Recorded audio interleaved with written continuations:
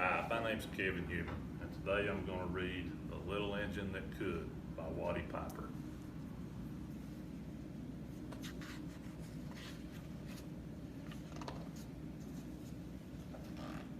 Chug, chug, chug, puff, puff, puff, ding dong, ding dong, the little train rumbled over the tracks.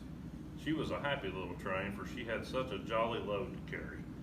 Her cars were full of good things for boys and girls.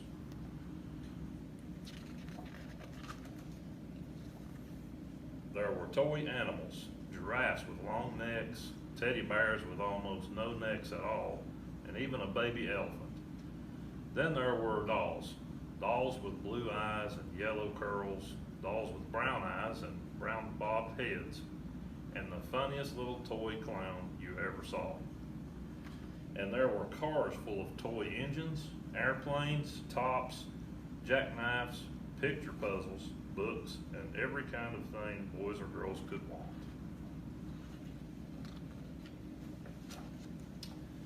But that wasn't all. Some of these cars were filled with all sorts of good things for boys and girls to eat. Big golden oranges, red-cheeked apples, bottles of creamy milk for their breakfasts, fresh spinach for their dinners, peppermint drops, and lollipops for after-meal treats. The little train was carrying all these wonderful things to the good little boys and girls on the other side of the mountain. She puffed along merrily. Then all of a sudden, she stopped with a jerk. She simply could not go another inch. She tried and she tried, but her wheels would not turn. What were all those good little boys and girls on the other side of the mountain going to do without the wonderful toys to play with and the good food to eat?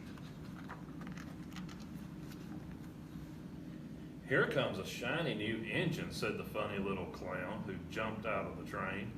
"Let us ask him to help us."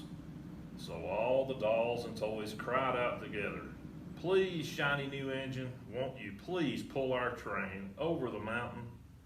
Our engine is broken down, and the boys and girls on the other side won't have any toys to play with or good food to eat unless you help us." But the shiny new engine snorted, "I pull you?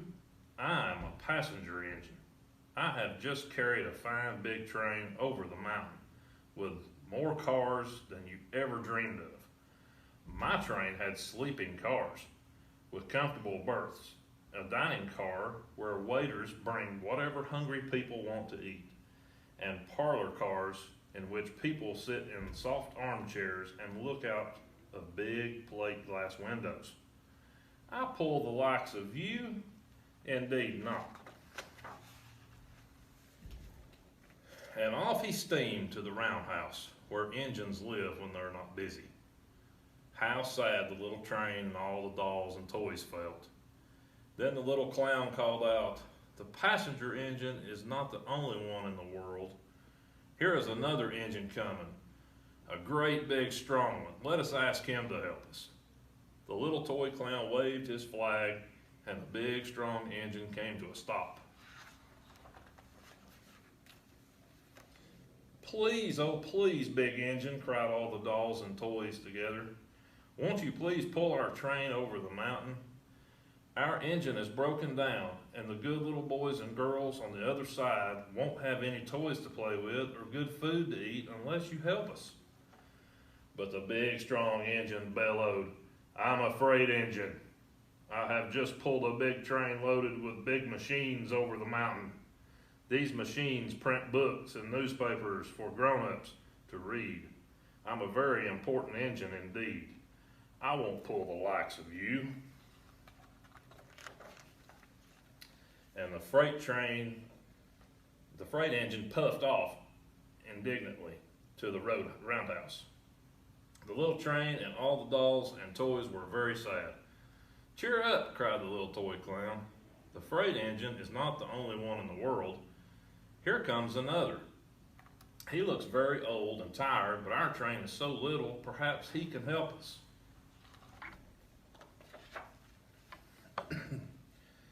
So the little toy clown waved his flag and the dingy, rusty old engine stopped.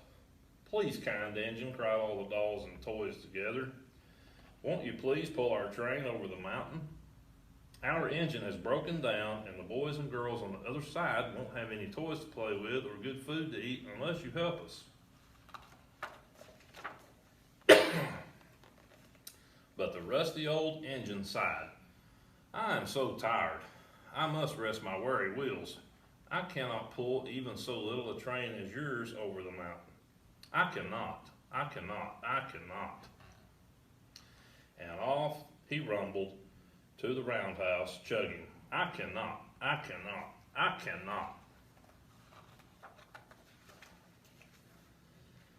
Then, indeed, the little train was very, very sad, and the dolls and toys were ready to cry.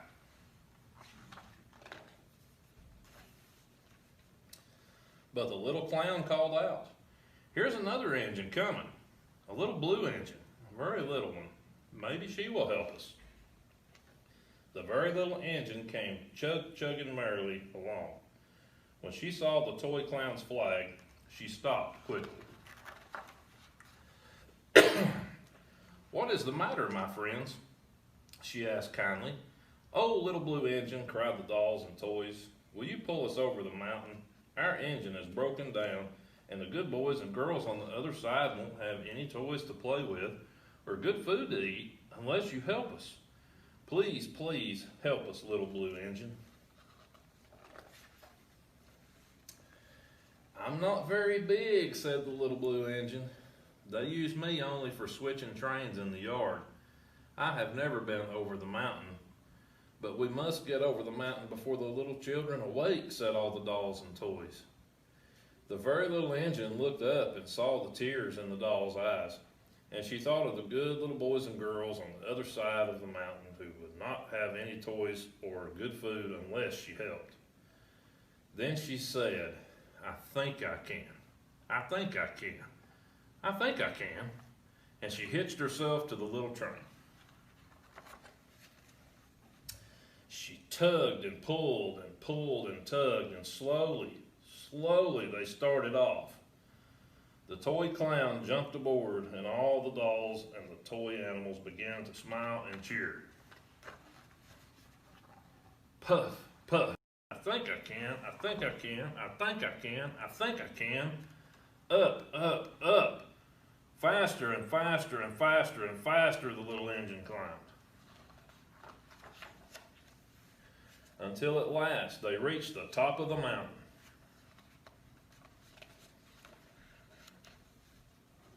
Down in the valley lay the city. "Hooray, hooray," cried the funny little clown and all the dolls and toys. "The good little boys and girls in the city will be happy because you helped us," kind little blue engine.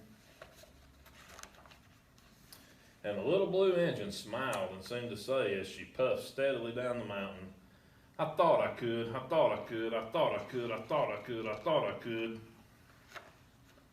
The end.